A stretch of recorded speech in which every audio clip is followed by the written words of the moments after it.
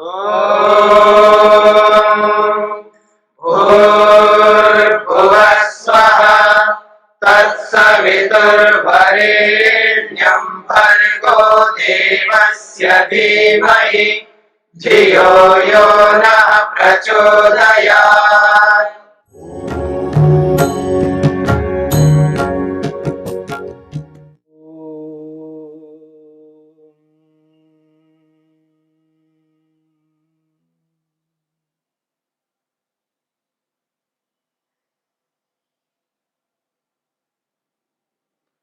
संप्रज्ञा समाधि को लेकर के हम विचार कर रहे हैं। संप्रज्ञा समाधि के 4 भेद बताए गए हैं: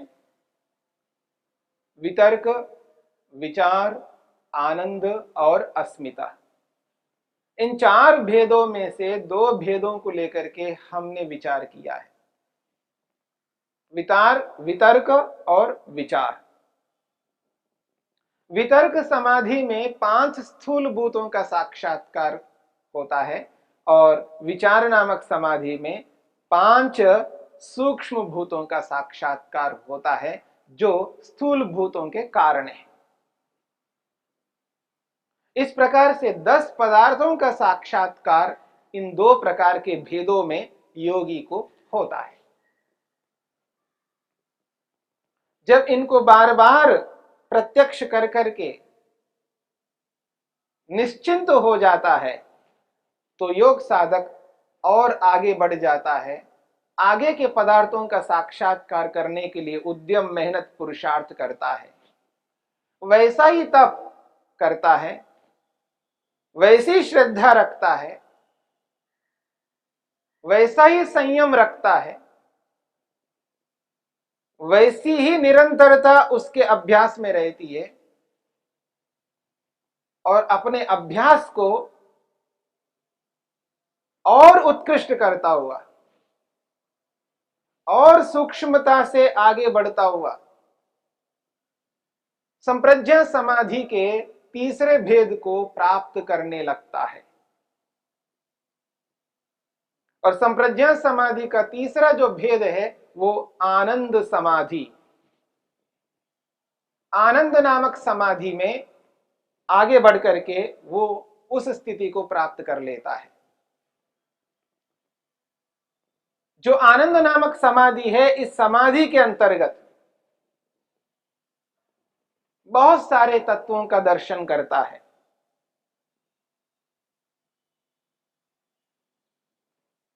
आनंदो आह्लादः। महर्षि वेदव्यास कहते हैं ये जो आनंद नामक समाधि है ये आह्लाद करने वाला है, यानी आनंदित करने वाला है, आत्मा को प्रसन्न करने वाला है। क्योंकि इस आनंद नामक समाधि में जितने भी प्रकृति के सूक्ष्म से सूक्ष्म तत्व हैं उन सबका साक्षात्कार हो जाता है। आनंदो आह्लादः। ये जो आह्लादित करने वाली इंद्रियां हैं, आत्मा को प्रसन्नता देने वाली जो इंद्रियां हैं, उन इंद्रियों का दर्शन होता है, साक्षात्कार होता है। इस संप्रज्ञा समाधि के तीसरे भेद में उन पदार्थों का साक्षात्कार होता है जिनके माध्यम से हम नाना प्रकार के ज्ञान विज्ञान को एकत्रित करते हैं। अर्थात 5 ज्ञानेंद्रियां हैं हमारे शरीर के अंदर, जिनके माध्यम से अलग अलग ज्ञान विज्ञान हम प्राप्त करते हैं। नेत्रेंद्रियों के माध्यम से रूप का ज्ञान प्राप्त करते हैं, रसनेंद्रिय के माध्यम से रस का ज्ञान प्राप्त करते हैं और घ्राणेंद्रिय के माध्यम से गंध का ज्ञान प्राप्त करते हैं, स्पर्शेंद्रिय के माध्यम से स्पर्श का ज्ञान प्राप्त करते हैं, श्रोत्रेंद्रिय के माध्यम से शब्द का ज्ञान प्राप्त करते हैं। रूप, रस, गंध, स्पर्श और शब्द, इन 5 विषयों का जिन साधनों के माध्यम से हम ज्ञान प्राप्त करते हैं, उन साधनों को इंद्रिय शब्द से कहा जाता है। और आप इस शब्द से परिचित हैं, इंद्रिय, नेत्रेंद्रिय, रसना इंद्रिय, घ्राणेन्द्रिय, स्पर्शेंद्रिय और कर्णेंद्रिय, इन 5 इंद्रियों को ज्ञानेंद्रियां कहते हैं। इसलिए ज्ञानेंद्रियां कहते हैं जिनके माध्यम से हम जानकारी प्राप्त करते हैं। तो जानकारी प्राप्त करने वाली जो इंद्रियां हैं, जो साधन हैं, जो हमारे शरीर के अंदर हैं, उनका भी दर्शन करता है, प्रत्यक्ष करता है, उनकी भी समाधि लगाता है। जिस साधन से जानकारी प्राप्त हो रही है उस साधन को जानना भी आवश्यक है। इसलिए योगी उस साधन का भी दर्शन प्रत्यक्ष करता है, जो कि साधारण व्यक्ति नहीं कर पाता है, जो हमारे शरीर के अंदर ही विद्यमान है।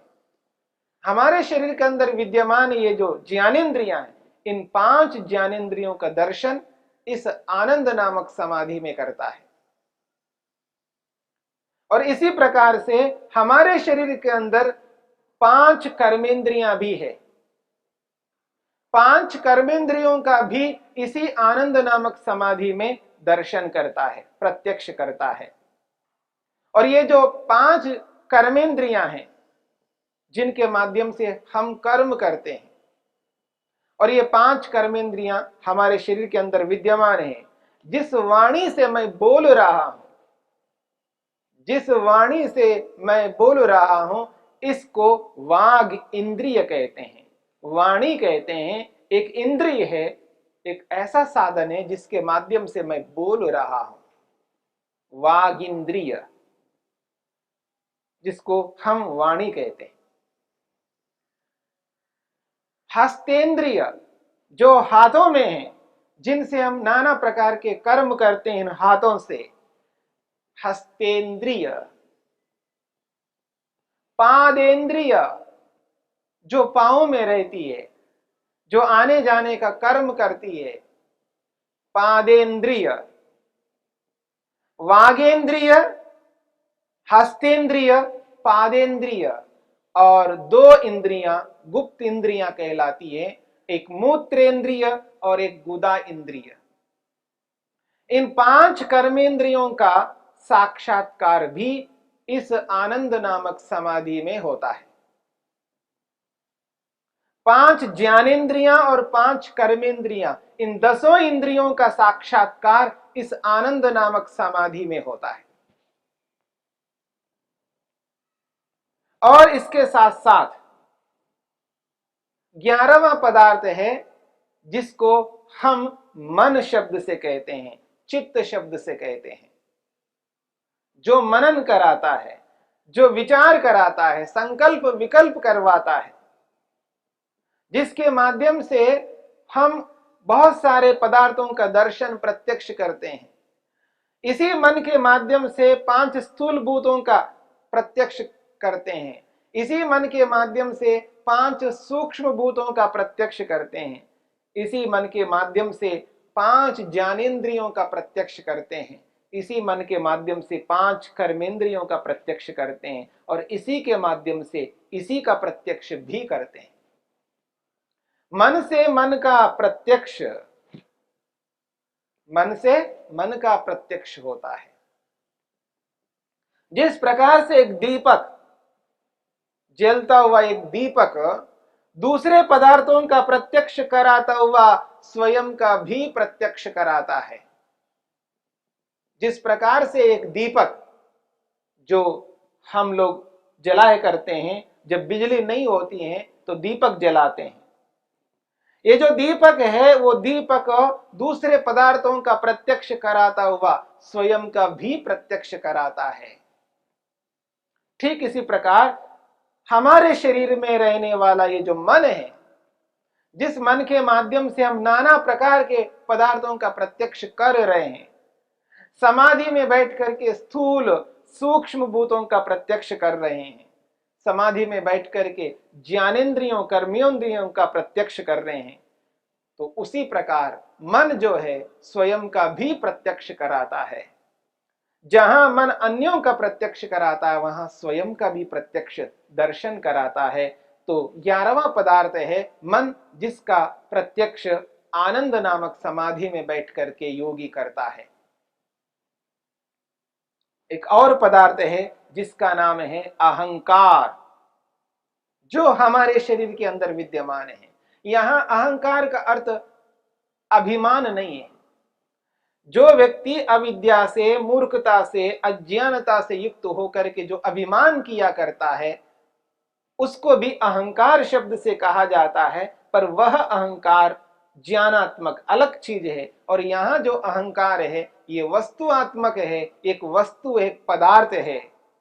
जैसे ज्ञानेन्द्रियां, कर्मेंद्रियां सूक्ष्म भूत और स्थूल भूत पदार्थ हैं, ठीक इसी प्रकार से यह अहंकार भी एक पदार्थ है। इसका भी दर्शन आनंद नामक समाधि में होता है, और ये अहंकार आत्मा का अनुभव कराने का साधन है। क्योंकि हमारे शरीर में अलग अलग साधन है, अलग अलग पदार्थों का अनुभव कराते हैं। जैसे ज्ञानेन्द्रियां ज्ञान का अनुभव कराती हैं, कर्मेंद्रियां कर्म करवाती हैं, ऐसे ही मन मनन कराता है, संकल्प विकल्प कराता है। ठीक इसी प्रकार से अहंकार भी आत्मा को आत्मा का अनुभव कराता है। यदि हमारे शरीर में अहंकार न रहे तो हम आत्मा की अनुभूति नहीं कर पाएंगे, स्वयं का अनुभव नहीं कर पाएंगे, मैं हूं इसकी अनुभूति नहीं हो पाएगी। आज प्रत्येक व्यक्ति अनुभव करता है मैं हूं, अहम अस्मि, अहम अस्मि, अहम अस्मि का निरंतर अनुभव करता है। मैं हूं तो हूं, मेरा अस्तित्व है, मैं भी हूं, मैं भी हूं। ये जो अनुभूति है ये अहंकार के माध्यम से हो रही होती है। जिसके माध्यम से अहम की, मैं की अनुभूति हो रही है, उसी का नाम अहंकार है। अहम करोति इति अहंकारः, जो अहम का, आत्मा का अनुभव कराने वाला जो साधन है उसको अहंकार कहते हैं। और ये अहंकार आत्मा में, आत्मा के साथ है, शरीर के साथ है, आत्मा के लिए साधन बनकर के निकट, आत्मा के निकट रहता है। जैसे ये इंद्रियां, ये मन आत्मा के निकट रह करके आत्मा को अलग अलग प्रकार का ज्ञान कराते रहते हैं, ठीक इसी प्रकार आत्मा का भी अनुभव कराने का साधन आत्मा के निकट रहता है। तो इसी शरीर के अंदर अहंकार विद्यमान है। इस अहंकार का दर्शन प्रत्यक्ष इसी आनंद नामक समाधि में करता है।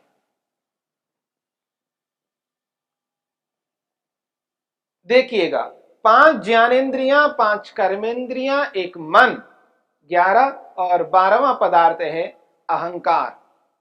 इन 12 पदार्थों का साक्षात्कार इसी आनंद नामक समाधि में करता है। एक और पदार्थ है जिसको इसी समाधि में आत्मा साक्षात्कार करता है, उसका नाम है महतत्व, जिसको हम बुद्धि के नाम से कहते हैं। महतत्व वो पदार्थ है जो आत्मा को निरंतर निर्णय कराता रहता है। हम मन के माध्यम से जो जो जानकारी एकत्रित करते हैं, जिस जिस का मनन करते हैं, जिस जिस का विचार करते हैं, उस पदार्थ के बारे में हमारे मन के अंदर 2 प्रकार के विचार आते हैं। संकल्प विकल्प निरंतर चलता रहता है मन के अंदर, उचित है या अनुचित है, न्याय युक्त है या अन्याय युक्त है, ये धर्म है ये अधर्म है, ये पाप है ये पुण्य है। जो 2 प्रकार के विचार हमारे मन के अंतर्गत आते हैं और हम उन पर विचार करते हैं, मंथन करते हैं, और मंथन करके एक स्थिति में पहुंच जाते हैं। एक ऐसी स्थिति आती है जिस स्थिति में आकर के हम निर्णय करते हैं, नहीं ये उचित है, ये अन्याय है, ये पाप है, ये धर्म है, ऐसा जो अब निर्णय करते हैं। ये जो निर्णय करने की स्थिति आती है हमारे जीवन में, वह निर्णय इसी महतत्व से करते हैं, इसी महतत्व रूपी बुद्धि से करते हैं। यदि हमारे शरीर के अंदर महतत्व रूपी बुद्धि नहीं होती तो आज हम निर्णय नहीं कर पाते। जो भी हमने निर्णय किया है महतत्व से किया है। आज जो भी निर्णय कर रहे हैं वो महतत्व से ही कर रहे हैं, और भविष्य में जब कभी भी निर्णय करेंगे इसी महतत्व नामक बुद्धि से ही करेंगे। इसलिए ये बुद्धि बहुत सूक्ष्म पदार्थ हैं, जो आत्मा के साथ, आत्मा के निकट रह करके निरंतर निर्णय करने का काम कर रही है। ऐसी बुद्धि रूपी महतत्व का भी इस आनंद नामक समाधि में दर्शन होता है, उसकी समाधि लगती है, उसका प्रत्यक्ष होता है। तो 13 पदार्थ हुए, 5 ज्ञानेंद्रियां, 5 कर्मेंद्रियां, एक मन, एक अहंकार और एक महतत्व रूपी बुद्धि। इस प्रकार से 13 पदार्थ इस आनंद नामक समाधि में दर्शन में आते हैं, साक्षात्कार होता है। 13 पदार्थ ये हो गए हैं, और विचार नामक समाधि में 5 तन्मात्राएं हैं। 13 और 5 18 पदार्थ हो गए हैं, और 5 स्थूलभूत, 5 स्थूलभूत और 18 और 5 23 पदार्थ हो जाएंगे। और इसके साथ साथ में जो इस 18 पदार्थों का जो कारण है, इन 18 पदार्थों को जिनके माध्यम से बनाया गया है, परमात्मा ने इन 18 प्रकार के पदार्थों को जिनको लेकर के बनाया है, वो जो मूल कारण है, उन मूल कारण को भी साधक समाधि में प्रत्यक्ष करता है। और वो जो प्रत्यक्ष है, वो प्रत्यक्ष इसी आनंद नामक समाधि में करता है। इस आनंद नामक समाधि में इस पूरे ब्रह्मांड का जो मूल कारण है, जो दृष्टिगोचर में आने वाला संसार है, ब्रह्मांड है, इसका जो मूल कारण है, और जो ज्ञानेंद्रियां हैं, कर्मेंद्रियां हैं, तन्मात्राएं हैं, मन है, अहंकार है, महतत्व रूपी बुद्धि है, इन 18 पदार्थों का जो मूल कारण है, उस मूल कारण को भी इसी आनंद नामक समाधि में करता है। यानी पूरे के पूरे ब्रह्मांड, ब्रह्मांड में रहने वाले जितने भी पदार्थ हैं, जो निर्मित हुए हैं, जो बनाए गए हैं, परमपिता परमात्मा ने जिनको बनाया है, इन समस्त पदार्थों का जो मूल कारण है, रॉ मेटीरियल है, उसका भी प्रत्यक्ष दर्शन इसी आनंद नामक समाधि में करता है। और वो है सत्व, रज और तम। सत्व, रज और तम, इन तीनों तत्वों का प्रत्यक्ष दर्शन इसी आनंद नामक समाधि में होता है।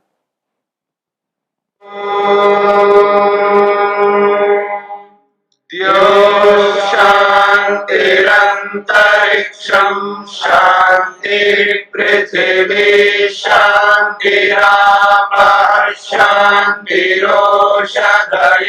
शान्तिः वनस्पतयः शान्तिर्विश्वे देवाः शान्तिर्ब्रह्म शान्ति सर्वं शान्ति शान्तिरेव शान्ति क्षमा शान्तिरेधि ॐ शान्ति शान्ति शान्ति।